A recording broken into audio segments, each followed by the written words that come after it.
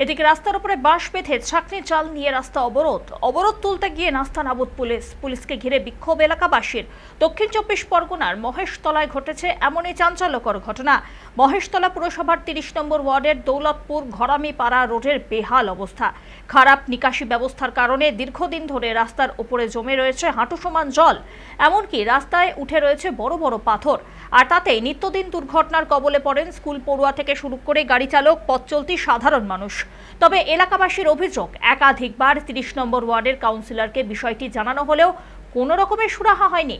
তিনি এই বিষয়ে কোনো কর্ণপাতই করেননি বলে দাবি এলাকাবাসীর। তাই বাধ্য হয়ে বৃহস্পতিবার স্থানীয়রা একত্রিত হয়ে ঘরামিপাড়া রোডে রাস্তা কেটে বাঁশ বেঁধে বিক্ষোভ দেখাতে থাকেন বলে অভিযোগ। এরপরে বেশ কয়েক ঘন্টা ধরে চলে এই রকমই পথ অবরোধ। অবশেষে পুলিশ গিয়ে অবরোধ তোলার চেষ্টা করলে উত্তেজনা ছড়িয়ে পড়ে।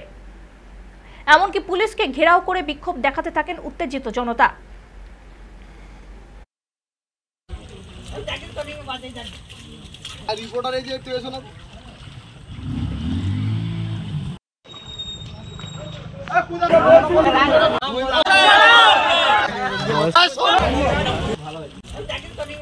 অবহেলায় আজ প্রায় 2.5 বছর এখানে সুইদমূলা স্কুলে বাচ্চারা স্কুলে যায়, তাদের পায়ে হেজে যাচ্ছে, পা হয়ে যাচ্ছে। সবাই সব ট্রান্সফার রোড, এর নাম হচ্ছে দৌলতপুর ট্রান্সফার রোড।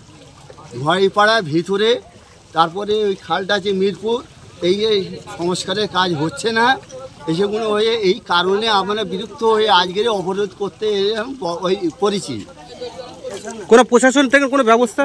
কোনো ব্যবস্থা, এক সময় একটা গাড়ি উল্টে গেছিল, যে কোনো কারণে সেই গাড়ি উল্টে কারণে কিছু এই রাবিশ ফেলেছিল, সেই রাবিশটা আজকের আমরা রাগেতে উল্টে দিচ্ছি, কেউ না যেতে পারে। এই কারণটা কেন, রাস্তাটা ভালো হওয়ার জন্যে।